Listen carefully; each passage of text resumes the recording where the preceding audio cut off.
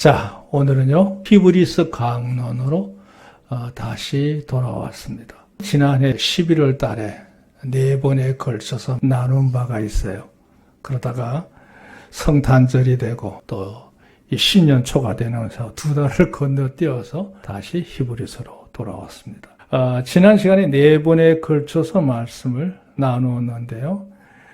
지난번에도 언급했던 것처럼 히브리서는 매우 특이한 점이 있습니다. 쉽게 말해서 기독교의 변종론을 집합한 책이다, 이렇게 말할 수 있습니다. 변종론이란 말 들어보셨어요? 기독교적인 용어입니다. 그러니까 기독교인들이 진리를 증거하기 위해서, 예수님을 바로 증거하기 위해서 교리적으로 설명하는 것을 변종론이라고 그래요. 히브리서는요, 전체적으로 13장까지 형성되어 있는데 그 중에 1장부터 10장까지가 오로지 한 분만 소개하고 있습니다. 그게 누구냐? 예수님이에요. 예수님은 이런 분이시다 하는 것을 설명하고요. 또 예수님과 이제 대항해서 여러 가지 오류가 일어나는 일들이 많잖아요. 또 심지어는 공격해 들어와서 예수님을 힐난하는 경우들도 있고 폄훼하는 경우도 있고 또 예수님과 이렇게 뒤죽박죽 섞어서 남용하는 무리들도 있단 말이죠. 그랬을 때 예수님을 온전히 설명하고 변호하기 위해서 쓰여진 책이 바로 히브리서입니다. 근데 그게 무려 1장부터 10장까지 내용이 전부 예수님에 관계된 변종론이에요. 그러니까 굉장히 중요하죠. 왜 중요하냐? 적어도 예수님을 구주로 영접해서 구원받은 성도들은요, 예수님이 이런 분이다 하는 것을 바로 알려면 필연적으로 이 히브리서 1장부터 10장까지 내용은 인식하고 있었어야 돼요. 그만큼 중요합니다. 그래서 오늘은 5번째 시간인데요. 그러니까 앞에 있는 내용의 4가지를 이해해야 말씀의 연계성이 이루어져서 앞으로 10장까지 계속 내용이 이어져 갈 겁니다. 이게 중요합니다. 그러니까 지난번에도 이제 예수님의 그 신성과 권세에 대해서 첫 시간에 말씀을 나누었고, 2번째 예수님께서 오셔서 우리를 위해서 행하셨던 그 많은 일들 가운데 가장 중요한 거, 구원의 사역을 하셨던 고난과 구속에 대해서 설명한 바가 있고요. 예수님의 이치는 뭐 천사들과 또 모세와 견줄 수 있는 그런 분이 아니다 하는 것, 예수님의 이상과 권세에 대해서 3번째 말씀을 나눈 바가 있고요. 중요한 것은 예수님을 통해서 우리에게 전해진 구원의 도리인 이 복음에 대해서, 또 우리가 장차 그 복음을 우리가 받아들임으로 해서 누리게 되는 영광이 어떠한지, 그런 것을 설명했던 게 지난번 4번째 시간이었습니다. 자, 오늘은 5번째 보세요. 예수님의 체휼과 반차 그랬습니다. 우리가 잘 쓰지 않는 말인데요. 이 체휼, 이 채자가 몸 채자입니다. 내 몸을 말하는 거예요. 그리고 휼이라고 하는 거는 뭐 긍휼, 구휼 하잖아요. 불쌍하게 여긴다, 안타깝게 여긴다 하는 말의 의미를 담고 있어요. 그러니까 상대방의 어려운 처지를 내가 몸소 함께 겪으면서 고난을 나눈다는 의미가 바로 체휼이에요. 그러니까 체휼이란 말과 체험이란 말은 이웃사촌이라고 보시면 돼요. 여기 옆에 언어 설명을 해놨죠. 심파테사이라는 단어인데 여기 복합어입니다. 겪는다, 체험한다, 이런 얘기예요. 그러니까 같이 체험하는 거다. 그러니까 그 처지를 이해해서 공감을 하고 동정하고 함께 몸소 참여하고, 그렇게 생사고락을 함께 한다, 이런 의미가 이제 체휼의 의미다, 이런 의미예요. 또 하나가 이제 반차란 단어가 썼죠. 반차. 이 나눌 반차입니다. 차는 뭐냐면 버금차라 해가지고 순서를 의미하는 거예요. 그러니까 이게 비슷한 말이 반열이라는 말이 있는데요. 아비야 반열의 스가랴 제사장. 그 반열이 뭐냐? 그 계통, 그 계보, 이런 의미가 이제 반열이고요. 반차는 뭐냐? 순서를 따라서 그 다음 순서 말할 때 그 반차의 개념을 갖고 있어요. 그러니까 예수님이 이 세상에 어떻게 오셨느냐? 오늘 제목에서 이미 답이 다 나왔어요. 우리가 겪고 있는 고통스러운 삶을 몸소 체험하시고 함께 나누기 위해서 인간의 몸으로 세상에 예수님이 오셨잖아요. 할렐루야. 그게 성탄의 의미의 진정한 목적입니다. 그게 최혈입니다. 그러니까 구경 오신 게 아니에요. 우리의 처지를 이해하고 그들의 고통을 함께 나눈다는 의미가 있어요. 그냥 오신 게 아니라 하나님의 계획 속에 그 순서를 따라 예정된 가운데 오신 분이다. 이런 의미예요. 오늘 제목의 단어들은 우리가 잘 사용하지 않는 생소한 단어이지만 이런 의미가 있구나.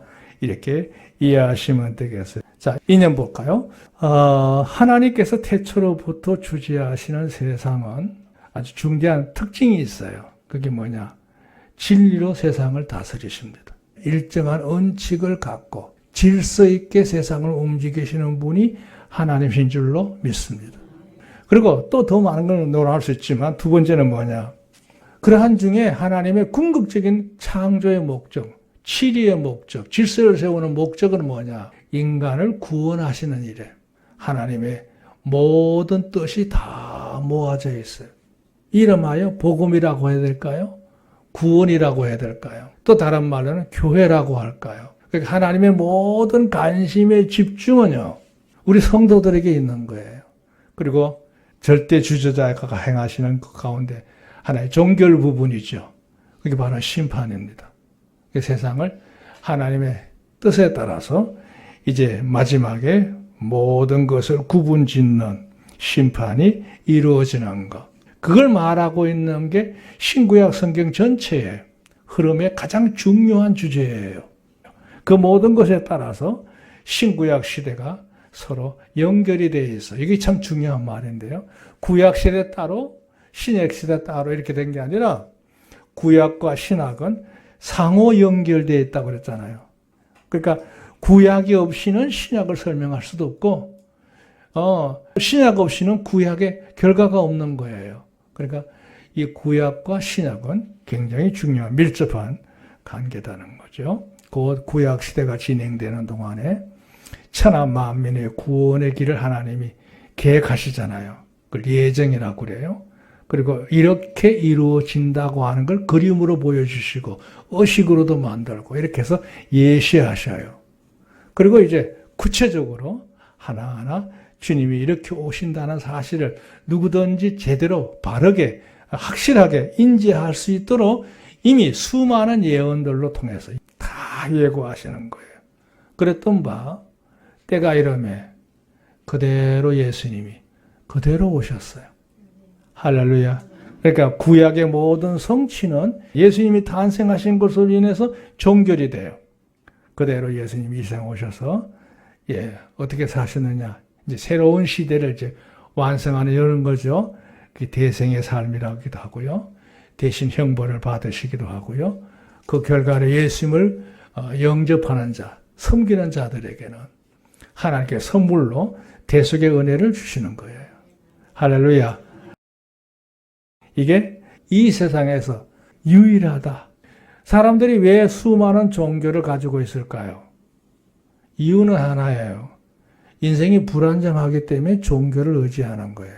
그래서 고목나무 아래 아가서 숙연해지기도 하고, 그게 나보다 더 오래 살았잖아. 또 한 자리에 떡하니 지키고 있는 큰 바위 앞에 가면 왠지 겁이 나는 거야. 뭔가 나를 지켜줄 수호시 같이 여겨지기도 하고.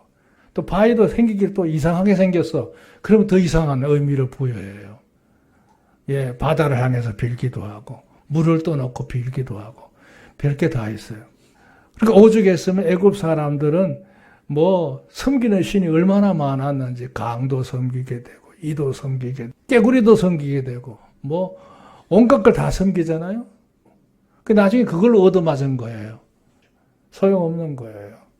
사람이 다 연약해서 그래요. 그냥 단순 우상뿐만 아니라 사람이 가공적으로 만든 우상들도 많지요. 그 다 부질없는 짓이에요. 그래서 우상이라고 해요. 우상, 어리석은 짓이야, 이거. 이 세상에서 우리 인간을 가장 복되게 할 일은 그 어떤 것도 아닙니다. 하나님의 애는 없는 줄로 믿으시기 바랍니다. 천지를 지으신 분이 하나님이 계신데 뭘 딴 걸 섬기냐. 근데 사람의 마음속에는 기질적으로 이상하게 반항적 기질이 있어요. 거역의 기질이 있어요. 그러니까 바른 걸 있음에도 불구하고 그걸 빗나가서 다른 걸 만들어 보려고 하는, 하긴 물론 이게 있어야 인간은 발전합니다. 사람이 불만 없이 살면 지금도 아마 2000년 전이나 3000년 전이나 똑같았을 거예요. 그때 사람이 늘 살아보니까 불편하거든. 이거 좀 벗어날 수 없을까? 그게 이제 창의력적으로 발전해서 새로운 물건이 만들어진 게 지금이에요. 근데 문제는 이거예요. 사람의 본바탕은 천지를 지으신 하나님 앞에 우리 인생이 있음을 믿으시기 바랍니다. 그거 외에는 없습니다. 없어요. 더군다나 그냥 단순히 신변보호나 건강이나 무슨 내 팔자가 좋아지는 그런 개념을 넘어서 내 영혼이 구원받는 문제를 다루는 분야에 가서 이 구원 문제를 제대로 설명할 수 있는 종교가 있나요? 없어요.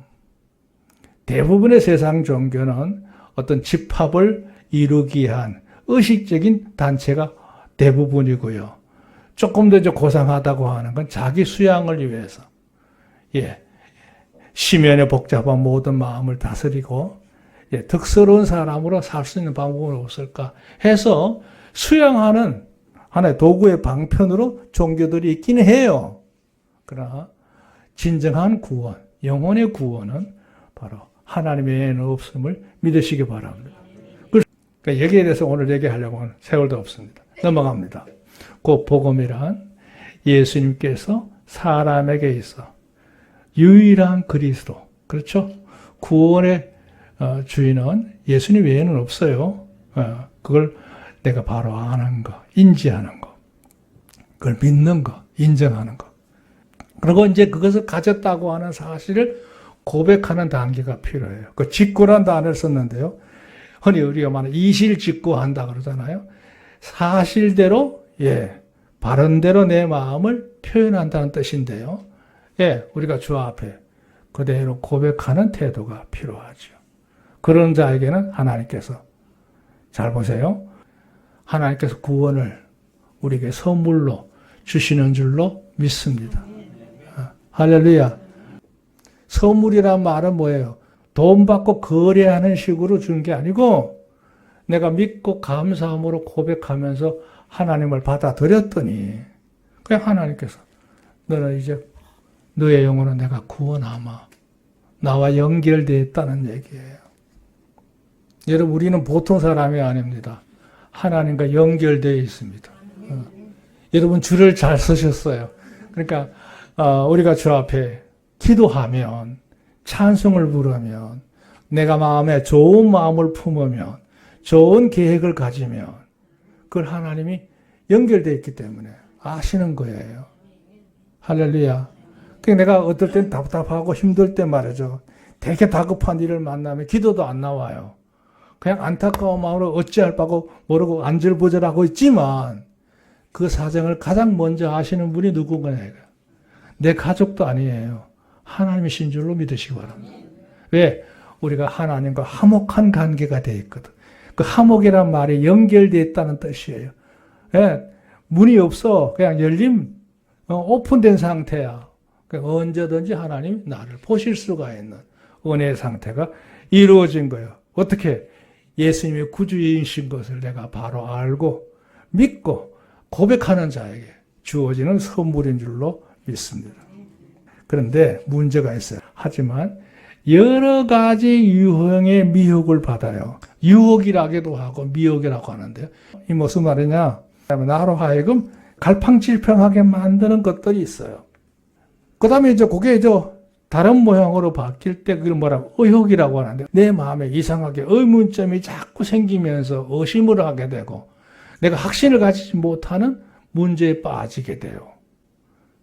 그러니까 우리가 살 때요. 의식의 무게 비중이 어디에 있는 따라서 내 신앙이 곱게 나갈 수도 있고 흔들릴 수도 있어요.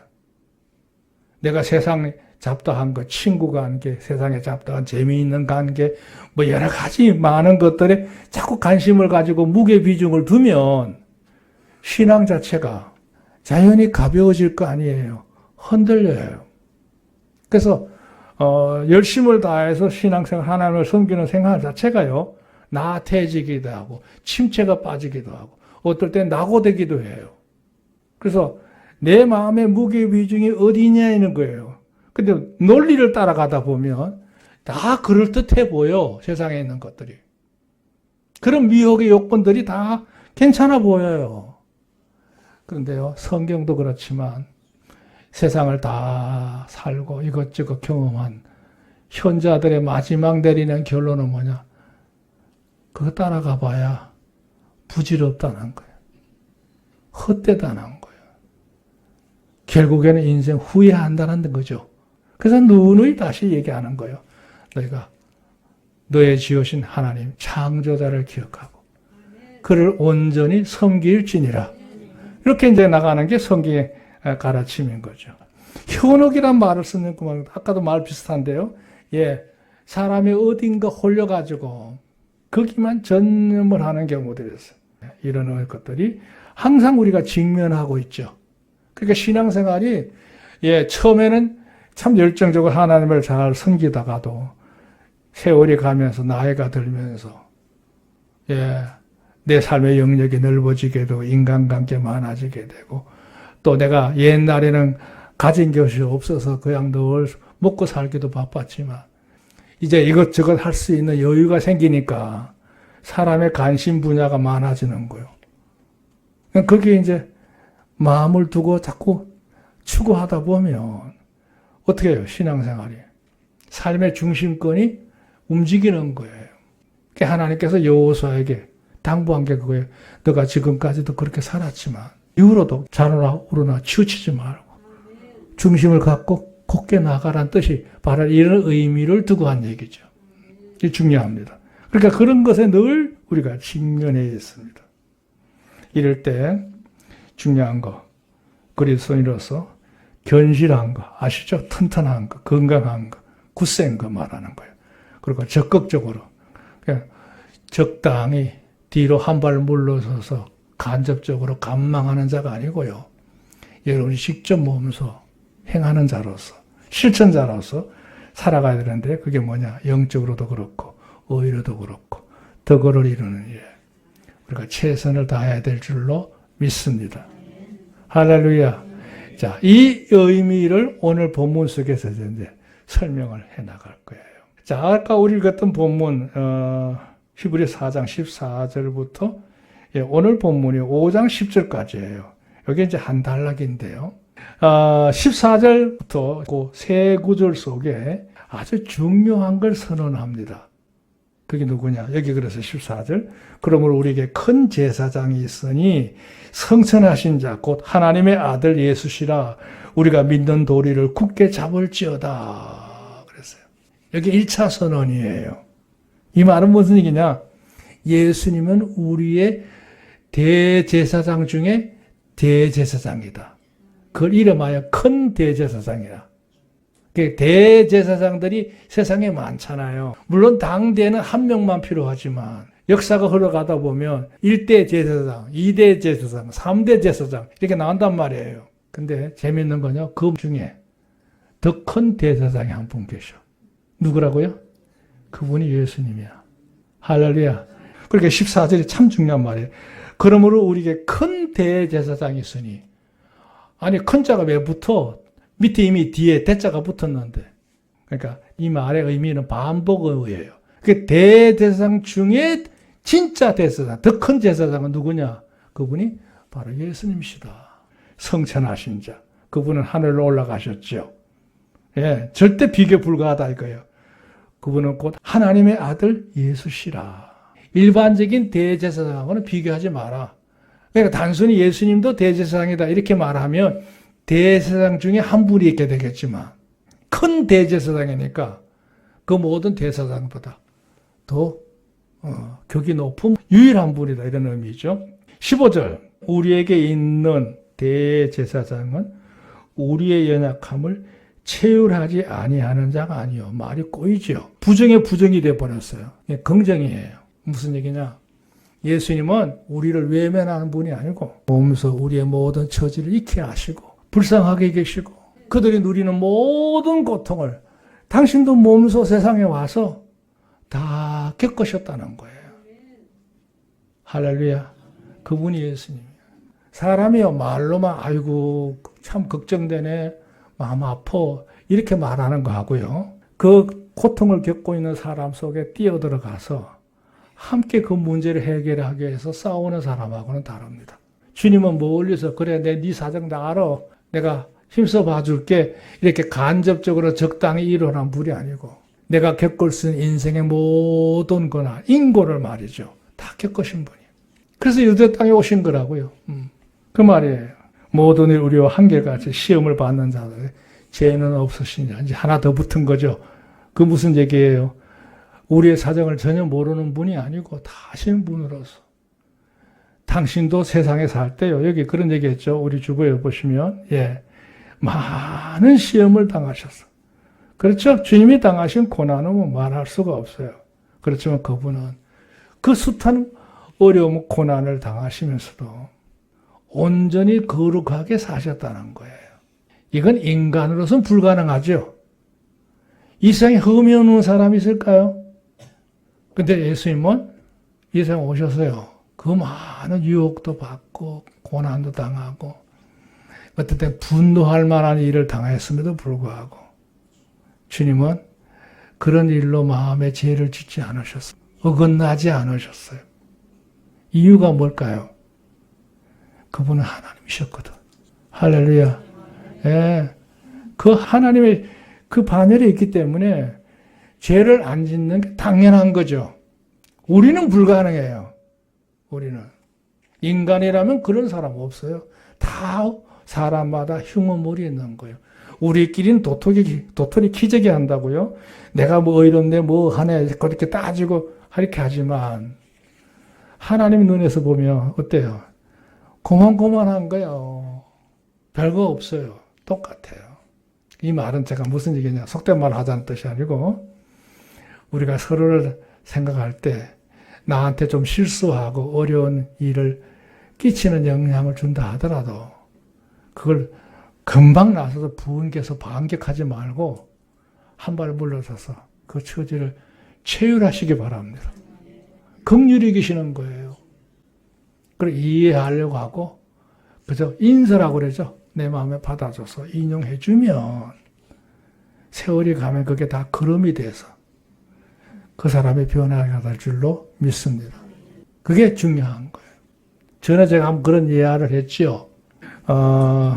어떤 분이 너무 화가 나니까 목사님 이거 어떻게 복수해야겠는데 분해서 못 살겠어요. 나한테 어떻게 이럴 수 있습니까? 내가 지를 얼마나 생각해서 그동안 잘해줬는데 나한테 어떻게 이렇게 한단 말입니까? 화가 난 거예요. 진짜 하나죠 그거. 저도 몇 번 겪어봤는데 사리를 느낄 만큼 분노를 느낄 때도 있어요. 아마 그랬으면 제가 이 자리에 없겠죠. 그런데 그때 이제 목사님이 그랬답니다. 괜찮아. 그거 그 사람이 실수했던 말았던 간에 분노하지 말고 그냥 모른 척하고 옆에 있는 삽으로 푹 떠다가 덮어놔. 여기 똥 쌌다 소리 지르면 냄새만 자꾸 나. 모든 사람이 다 괴로워지는 거야. 그러니까 너는 할 일은 덮어놓으면 시간이 가면 다 거름이 돼. 누구한테 거름이 돼요? 그 사람에게 거름이 된다는 얘기예요. 그가 나중에 깨닫게 되고 변화되며 그게 더 가치 있는 거 아니냐. 자, 그래서 오늘 중요한 말. 그러면 우리가 긍휼함을 받고 때를 따라 돕는 은혜를 얻기 위하여 은혜의 보좌 앞에 담대히 나아갈지어다. 우리가요 예수님을 구주로 영접할 뿐만 아니라 우리의 큰 대제사장 계신 예수님을 우리가 제대로 바로 섬기면 하나님의 놀라운 은혜로 역사를 말며 그분의 보호를 받고 공급을 받고 인도함을 받는 귀한 역사가 일어날 줄로 믿습니다. 성도해야 될 가장 중요한 1차적인 의죠. 그게 뭐냐? 담대한 마음으로 열심을 가지고 적극적으로 그분을 섬기는 생활을 제대로 해나가라. 이게 이제 오늘 말씀의 요지입니다. 자, 그러면서 이제 변정론으로 들어갑니다. 5장인데요. 아까 예수님이 큰 대제사장이라고 했는데 대제사장 하면 제일 먼저 떠오르는 인물이 누구예요? 아론이잖아요. 그래서 여기서 아론을 언급하는 거예요. 대제사장마다 사람 가운데 취한 자이므로 하나님께 속한 일에 사람을 위하여 예물과 속죄하는 제사를 드리게 하나니 이렇게 쭉 나와요. 하나님께서 대제사장이라고 하는 제도를 왜 세우셨느냐? 1차 목적은 뭐냐? 하나님께 사람들을 대신해서 어떤 예물을 드리거나 제사를 드리거나 어떤 잘못을 했을 때 그 잘못을 용서받을 수 있는 속죄제를 드릴 수 있는 집행자로 세우기 위해서 제사장을 뒀다는 얘기예요. 자, 문제는 그 제사장을 세우는데 아무나 세우지 않았어요. 하나님이 딱 지명하셨어요. 아론, 너와 너 혈통을 통해서만 내가 대제사장을 세울 거야. 이렇게 된 거예요. 그러니까 대제사장 자리는 권력이 아니야. 명예야. 무슨 얘기 아시겠어요? 명예하고 권력은 다릅니다. 하나님께서는 뭐냐면 다른 그 누구도 대제사장 할 수 없어. 이렇게 딱 못을 박은 거예요. 그 구약 시대는요. 아론은 뭐 바르게 살아왔다 합시다. 근데 아론의 후손들 보면요. 엉망진창이야. 제사장 하는 아들 중에 그런 얘기가 많잖아요. 홈리와 비나스 같은 그런 경우예요. 예. 그런데도 불구하고 그 혈통을 통해서만 대제사장 제도가 세워진 거예요. 이게 왜 그러냐? 대제사장은 하나님의 필요에 의해서 세운 제도이지 사람의 어떤 개인의 영달, 영예를 얻기 위해서 권력을 추구하기 위해서 이전투구로 서로 악을 다툼하면서 쟁탈해서 취하는 자리가 아니라는 거죠. 두 번째 뭐냐? 아론의 후손들이 말이죠. 제사장 하는 동안에 물론 거룩하고 정말 모본이 되면 좋지만 그렇지 못한 경우도 많단 말이죠. 그런데 그들이 그러는 중에 그 다음 때는 그래도 정신을 차려서 제대로 의식이 돌아와서 반듯하게 제사장 역할을 했어. 그러면서 그게 이제 반복이 되잖아요. 그러면서 세워지는 언칙이 하나 있어요. 중요한 의미가 하나 있어요. 그게 뭐냐? 아, 우리도 부족해. 우리도 하나님 앞에 바로 살아야 돼. 우리가 능해서 하나님 앞에 이 일을 맡은 게 아니라 하나님의 특별한 권한에 의해서 우리가 이걸 하는 것이 우리가 특권의식에 사로잡혀 살면 안 돼. 하는 의식을 가진 사람들이 그 제사장 계율에서 나올까요? 안 나올까요? 나오는 거예요. 우리가 이 말을 왜 필요하냐? 여기도 얘기하겠어요. 스스로 취하는 게 아니라 하나님이 지명해서 세워서 아론의 흐름이 있는 거지. 그 아론의 가문이 대단해서 하나님께 그렇게 지명해서 특별하게 세운 게 아니다 하는 것을 이제 여기서 얘기하는 거예요. 그러니까 유대인들이 가지고 있는 관점 중에 이 대제사장 가문을 대단히 우르르 보는 인간적인 관점에서 보면 부럽지 그게. 부러운 거예요. 그래서 그들이 한때 강야 생활을 하면서 아론에게 덤벼들은 거예요. 왜 아론만 대제사장을 하느냐 이거요. 얼마나 권위가 있어요. 모든 사람들은 제대로 입을 수도 없는 헐벗게 사는데 말이죠. 아론은 세마포 옷을 입고 말이죠. 에봇을 입고 말이죠. 그렇게 온갖 보석을 몸에 두르고 있으니 인간 편에서 보면 참 부럽지. 그 사람들 그것만 본 거예요. 하나님은 그렇게 한 건 아론을 높이게 한 게 아니라 아론으로 하여금 백성들을 대신해서 그 일을 집행할 수 있는 역할을 맡긴 것뿐인데 사람들의 관점은 그게 아니란 말이죠. 그것도 계속 이제 아론의 제사장이 계열이 하잖아요. 그 반차를 쫓아서 계속 진행하는 겁니다. 그런데 중요한 점이 있어요. 여기 아주 결정적인 말이 5절부터 나옵니다. 3번이죠. 멜기세덱의 반차라는 말이 나와요. 이걸 이제 해석하는데 어려움이 있는 분들이 있어요. 5절 보세요. 또한 이와 같이 그리스도께서 대제사장 되심도 스스로 영광을 취하심이 아니요 오직 말씀하시니까 저더러 이르시되 너는 내 아들이니 내가 오늘날 너를 낳았다 하셨고 이사야에 있는 말씀을 인용한 건데요. 이게 무슨 말이냐? 아까 얘기했잖아요. 4장에서 예수님은 누구냐 그랬을 때 따라합시다. 큰 대제사장. 예수님이 큰 대제사장이시다. 그렇게 선언했어요. 근데 대제사장 하면 대표적인 인물이 대명사지요. 아론입니다. 근데 아론도 별거 아니다 이거예요. 다만 백성들을 대신해서 거룩한 그 일을 하라고 책임을 맡긴 자에 불과하다 이거예요. 그 후손들도 대제사장 자격이 없어. 그렇기 때문에 그들 자신도 개인적으로는 하나님 앞에 늘 제사를 드리고 속죄제를 드려야 돼. 자기 몸을 거룩하게 해야 돼. 그러고 난 다음 백성들 앞에 서서 집행을 해야 되는 거야. 그런데 예수님은 어떤 분이냐? 그럼 아론의 후손이냐? 예수님은 아론 후손이 아니잖아요. 그런데 참 묘한 말을 붙였어요. 예수님은 멜기세덱의 반차에 따른 거다. 이 말이 뭐냐면 멜기세덱이 누구냐면 이 멜기세덱은 성경적으로 보면요. 출생도 모르겠고 부모가 누군지도 몰라요. 그리고 멜기세덱의 후손도 어디 있는지도 몰라요. 알 수 없는 인물이라 이거예요. 성경에서 가장 신비한 인물이 누구냐? 멜기세덱이에요. 근데 이 사람은 무슨 얘기냐? 아브라함 시대 때에 살렘 왕 멜기세덱이에요. 지금 예루살렘 지역.